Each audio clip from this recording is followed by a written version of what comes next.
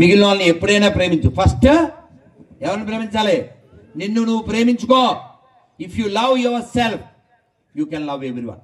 అందుకని నీ మీద నీకు ప్రేమ ఉంటే పొద్దున్నే లే, నీ మీద నీకు ప్రేమ ఉంటే సూర్యుడికో నమస్కారం చేయి, నీ మీద నీకు ప్రేమ ఉంటే భగవద్గీత చదువు, నీ మీద నీకు ప్రేమ ఉంటే గుడికి వెళ్ళి ప్రదక్షిణ చేయి, నీ మీద నీకు ప్రేమ ఉంటే ఏకాదశి ఉపవాసం చేయి, నీ మీద నీకు ప్రేమ ఉంటే బయట తిండ్లు తినకుండా ఉండు. అందుకని ఈ ప్రేమను మనం పెంచుకుని భగవంతుడి మీద కూడా ప్రేమను పెంచుకుని మన జ్ఞానాన్ని పెంచుకుని మన బలం లోపల బలాన్ని పెంచుకుని లోకానికి ఏమన్నా ఉపకారం చేయాలేమో చేయండి. మహాభారతంలో చెప్పారు, మంచి మాటలు 2 చెప్పండి అన్నాడు వినాయకుడు. అన్ని రాశాక 2 ఎందుకయ్యా ఒక్క మొక్కలు చెప్తానన్నాడు వ్యాసులు వారు. ఏంటి? పరోపకారాయ పుణ్యం చెప్పండి. పరోపకారాయ పుణ్యం పాపం పరపీడనం. అంతే, ఇదే మొత్తం మహాభారతం సారం. కాబట్టి ఇతరులకు ఉపకారం చేయడానికి మీకేమాత్రం అవకాశం దొరికినా అలా మీరు ఉపకారం చేయండి. అవకాశం లేనప్పుడు గమ్మున ఉండండి. ఏదో ఉపకారం చేయకపోయినా అపకారం చేయకుండా ఉండండి. ఈ దేశాన్ని మన దేవాలయాల్ని కాపాడుకుందాం. పిల్లలకి నేర్పించండి. ఎవరో పొద్దుటూలో ఒక ఆయన చెప్పాడు 25 ఏళ్ల క్రితం, 3 మర్చిపోకూడదు. కట్టు చెప్పండి, బొట్టు, జుట్టు, అప్పుడే నువ్వు హిట్టు, లేకపోతే పట్టు. అదేవిధంగా అందుకని ఈ 3 మర్చిపోకుండా పిల్లలకి నేర్పించండి. పిల్లల్ని తిడితే మళ్ళీ హట్ అవుతారు. గాజులు వేసుకోవట్లేదు, బొట్టు పెట్టుకున్న ఆవ కింద 64 ముక్కలు చేసి బొట్టు పెట్టుకుంటారు. నేను అందుకే ఇంగ్లీష్లో చెప్తాను, బొట్టు లెస్, బట్ట లెస్, స్లీవ్ లెస్, సిగ్గు less, bangle less, brain less, totally useless. అందుకని మన పిల్లలకి మన సంస్కృతి నేర్పించాల్సిన బాధ్యత ఎవరిదే? మనదే. ఇది నేర్పించే ప్రయత్నం చేద్దాం. దేశాన్ని ధర్మాన్ని కాపాడుకుందాం. రోజు ఒక్క 10 నిమిషాలన భగవన్నామాన్ని చేద్దాం. మరొకసారి మంత్రం చెప్పండి. హరే కృష్ణ హరే కృష్ణ కృష్ణ కృష్ణ హరే హరే హరే రామ హరే రామ రామ రామ హరే హరే గోవింద గోవింద. ఇందాక మాట్లాడారు మా చెల్ల, ఏం పేరమ్మా? దివ్య. దివ్య అంటే అర్థం తెలుసా? Above material situation. అటువంటి స్థితికి మనం అందరం వెళ్ళాలంటే రాధారాణి గారు చెప్పినట్లు చేయాలి. అదేందా, మేము బృందావనం వెళ్తే ఖచ్చితంగా అమ్మవారు పుట్టిన ప్లేస్కి వెళ్తాం. ఆ ప్లేస్ పేరు బర్సానా. అమ్మవారి పుట్టినరోజు వస్తుంది, రాధాష్టమి అంటారు. అప్పుడు పాడుకుంటాం. ఏం పాడతాం? ఒక్కసారి చెప్పండి. రాధారాణి కీ జై,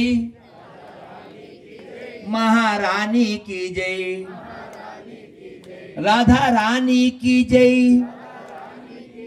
महारानी की जय, वृषभानु नंदिनी की जय जय जय, बोलो बरसाना वाला की जय जय जय, राधा रानी की जय, महारानी की जय, राधा रानी की जय, महारानी की जय, श्रीमती राधा रानी की, राधा श्याम सुंदर भगवान की. అమ్మ మీ పేరు చూసారా? గీత లేకపోతే మాధుర్యమే లేదు జీవితంలో. అందుకే భగవద్గీత రోజు చదవాలి. నేను ఎవరికైనా భగవద్గీత కొన్ని వేల బుక్కులు ఇచ్చాను. ఆలగడ్డలో మా అమ్మ చనిపోయినప్పుడు ఆలగడ్డలో ఉండి చుట్టుపక్కల 108 గ్రామాల్లో దాదాపు 10,000 భగవద్గీతలు పంచిపెట్టాను. ప్రతి భగవద్గీత మీద ఏం స్టాంప్ వేస్తాను తెలుసా? మనిషి అయి పుట్టినందుకు మరణించే లోపల ఒక్కసారైనా పూర్తిగా భగవద్గీత తర్వాత చదవండి అని చెప్తే రాధమనోదాస్ అవడు. దాని మీద ఏం రాస్తా అంటే, మనిషి పుట్టినందుకు మరణించే లోపల ఒక్కసారైనా పూర్తిగా భగవద్గీత చదివి చావండి. అదే స్టాంపు. మళ్ళీ బ్రాకెట్లో ఏం రాస్తాను తెలుసా? చదవకపోయినా చస్తారు గనక. ఇట్లు మీ రాధామనోదం. ఎలా చద్దాం? చదివి చద్దామా, చదవకుండా చద్దామా? ఎలాగే చస్తాం కదా, అందుకే చదివే చద్దాం. అందుకే please read Gita before become తాత. Gita only can change your రాత, అదర్వైజ్ లైఫ్ బెకమే రోత. అందుకని గీతను చదువుదాం, రోతని తొలగించుకుందాం, మన రాత మార్చుకుందాం, భగవంతుడి యొక్క అనుగ్రహం పొందుదాం. అందరూ నడు నిలబెట్టి చక్కగా బియ్యం బస్తా నమస్కారం మొదలుపెట్టి నీ మంత్రం చెప్పేస్తాను. నేను బాల్యంలో నేర్చుకున్నాను. కూర్చోండి. ఈ మంత్రం చెప్పగానే మీకు నవ్వు వస్తుంది, దేవుడి మీద లవ్ వస్తుంది. అక్కడ ప్రసాదం ఇచ్చేస్తుంది. ఒక్కసారి చక్కగా నారాయణ నారాయణ నారాయణ నారాయణ నారాయణ నారాయణ అనుకోరాధా నాలికే చేదా ఓపికే లేదా ఒంటికే బరువా. ఇప్పుడు చప్పట్లు కొడుతూ చెప్పండి. కృష్ణ అంటే కష్టము లేదు, అచ్యుత అంటే ఆపద రాదు, రామ అంటే రోగము లేదు, నారాయణ అంటే నరకము రాదు, గోవింద్ అంటే గొడవే లేదు, గోవింద్ అంటే గొడవే లేదు, గోవింద గోవింద వెంకటరమణ గోవింద గోవింద గోవింద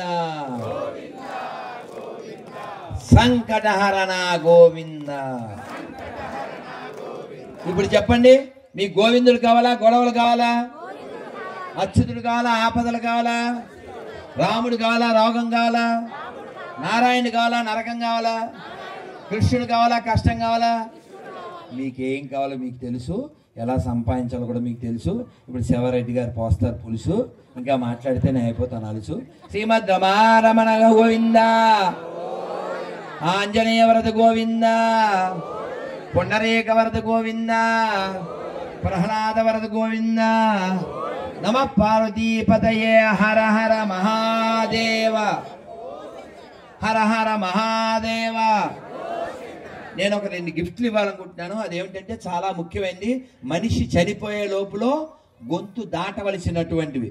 మనందరికీ పూరి అంటే తెలుసుగా, అదే కూర వేసుకు తినేది, అదేనా? అది కాదు, మరి ఏంటి? జగన్నాథ పూరి, తినే పూరి, చపాతీ కాదు. ఆ పూరిలో ప్రసాదం, అన్నమో మరోటో ఒక పలుకైనా లోపలికి వెళ్ళాలి. అందుకని మేమేం చేస్తాం, అక్కడ ఏమో లడ్డూలు కాజాలు కొంట ఎక్కువ రోజులు ఉండవు. అక్కడ ఎండబెట్టిన అన్నం అమ్ముతుంటారు, స్వామికి పెట్టిన కుండల్లోనే వండుతారు. అది తెస్తూ ఉంటాం, కానీ అన్ని రోజులు రావు, అయిపోయింది అనుకోండి. కానీ అది గుర్తుపెట్టుకోండి, ఉంటే ఇచ్చేవాడిని. ఒక పలుకైనా గొంతు దాటాలి. రెండోది, గీతా శ్లోకం ఒకటైనా మనకు వచ్చి ఉండాలి. ఇందాక మనం శ్లోకం చెప్పుకున్నాం, మీరు నేర్చుకోండి. నానా ఇందాక చెప్పుకున్నావా? భౌతిక శ్లోకం చెప్పుకోలేదా? చెప్పండి ఒకసారి. మమైవాంసో జీవలోకే జీవభూత సనాతన మనశ్షష్టాని ఇంద్రియాని ప్రకృతి స్థానికర్షతి.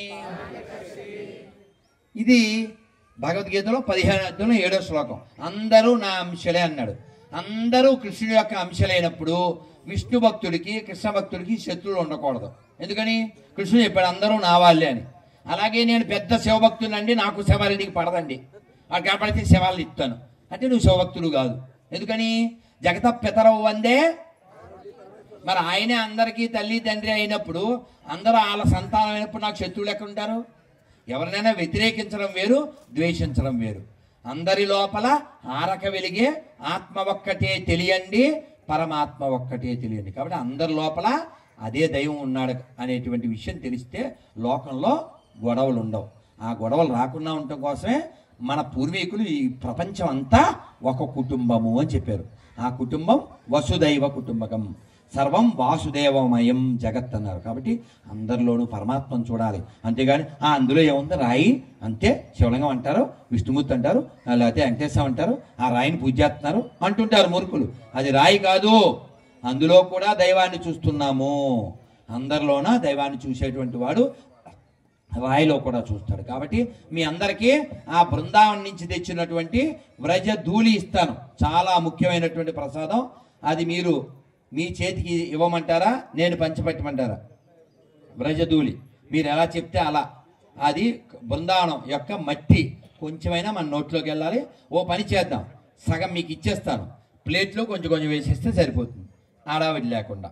అలాగే ఏకాదశి పేపరు కార్డు, స్టిక్కరు అవి మీకు అందజేస్తారు. ఖచ్చితంగా చదవండి. సమయానికి నిద్రలేవండి, సమయానికి నిద్రపోండి. ఈ లోపల భగవన్నామం చేయండి. నమ పార్వతీపదయే హర హర మహాదేవ.